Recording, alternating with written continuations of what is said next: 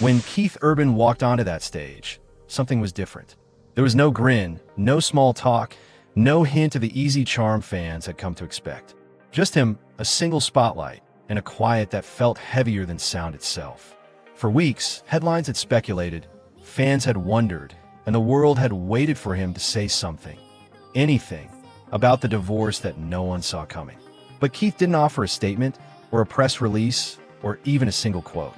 Instead, he picked up his guitar, and that's when it happened. Midway through one of his most loved songs, a lyric changed. Just a few words, but enough to send chills through an entire crowd. It wasn't angry. It wasn't bitter. It was raw, fragile, and heartbreakingly honest. He didn't name names. He didn't need to. In that moment, the music said everything he couldn't bring himself to say out loud. Because sometimes silence is the confession. Before that night, Keith Urban and Nicole Kidman had been the couple everyone rooted for. Two people who seemed to have found balance between fame and family, chaos and calm. From red carpets to quiet moments captured by fans, they looked unshakable, like they had found a rhythm that worked. But then, almost without warning, it was over. There was no explosive argument in public, no scandal splashed across tabloids, just silence. The kind of silence that feels intentional. Nicole withdrew from the spotlight. Keith kept performing, but something in his presence had shifted. His usual glow, the one that came from sharing the stage with a sense of joy, was replaced by something deeper. Not brokenness, but reflection. And when people close to the couple tried to speak for them, both sides stayed quiet. No confirmations, no denials. Just two people who once moved in harmony, now existing on completely separate frequencies. That quiet was what made the next moment, the one on stage, all the more powerful. Because when Keith finally did speak, he didn't do it with a press interview. He did it through music. It happened during a quiet night in Nashville. One of those small, stripped-down shows where the lights are dim and the crowd feels close enough to touch. Fans came expecting familiar songs and that comforting energy Keith Urban always brought to the stage. But that night, the air felt different.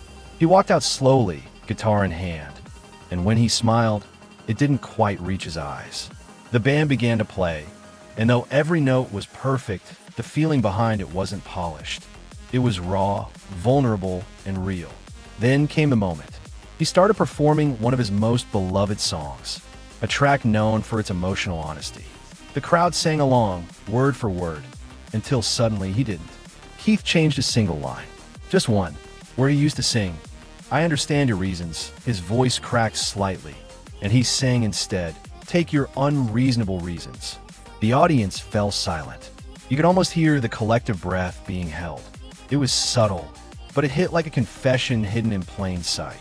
That one word, unreasonable, told an entire story. No accusations, no interviews, just a quiet fracture exposed through melody. And as the song faded out, Keith looked down at his guitar, nodded once to himself, and left the stage with no encore. No explanation, nothing more to say. Fans stood there, unsure if they had witnessed a performance or a goodbye. By the next morning, clips of that moment were everywhere. Fans replayed it again and again, zooming in on his expression, the pause before the lyric, the almost trembling breath that followed. It wasn't just a change in words, it was a shift in truth. Social media lit up with theories. Did he mean unreasonable? One fan posted, "That's not in the original lyric."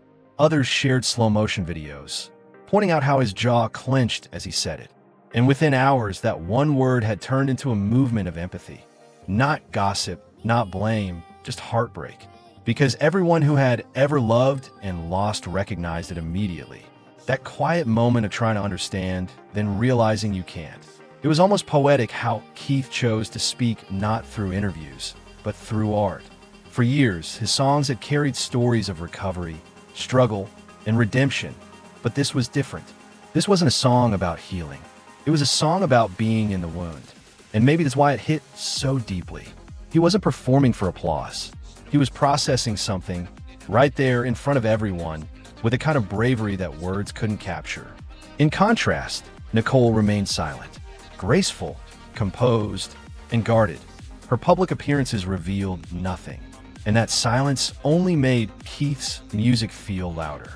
Because when one half of a love story stops speaking, sometimes the other half starts singing. For Keith, music has always been more than melody. It's been survival. Long before the fame, the awards, or the sold-out tours, he used songs to navigate the chaos inside him. Every heartbreak, every mistake, every battle he fought found its way into a lyric. He's never been the kind of man to spill his pain in interviews. He lets the guitar do it for him. And that's what made this moment hit so hard. It wasn't about publicity. It was instinct. Fans who followed him for years saw it instantly. The same rawness that carried him through darker times was back, but quieter this time, more controlled. It wasn't rage or regret. It was grief dressed as restraint. Every note, every word he sang that night sounded like a man trying to stay composed while his heart cracked underneath the rhythm. And maybe that's what people connected with most, the honesty in disguise. The way Keith can turn pain into poetry without ever admitting he's hurting. By the next day, that performance wasn't just a concert, it was a phenomenon. Clips flooded social media, fans dissecting every frame, every breath, every shift in his voice. Some called it heartbreak, others called it closure. But what everyone agreed on was that something inside Keith had changed. Music outlets picked it up, calling the lyric swap a quiet confession. Even people who'd never followed his career found themselves watching the video, drawn to the vulnerability of a man breaking in real time. And through it all, Keith said nothing. No interviews, no clarifications, just silence again. The kind that makes people lean in closer, hoping to hear what isn't being said. His silence became the story. Because sometimes, when words fail, echoes take their place. Keith Urban never explained that lyric. He never confirmed what it meant, and maybe that's the point. In a world obsessed with statements, apologies, and explanations, he chose the opposite. He let the silence carry it. Because sometimes the truth doesn't need to be spoken, it just needs to be felt. That night, when he sang, "Take Your Unreasonable Reasons," it wasn't anger. It was release. A final goodbye wrapped in melody. And while the headlines faded and the noise died down, that moment remained, replayed, remembered, and quietly understood. Keith didn't tell the world what happened. He showed them, through music, through restraint, through silence that spoke louder than any interview ever could. Because in the end, some stories aren't told in words. They're sung in the spaces between them.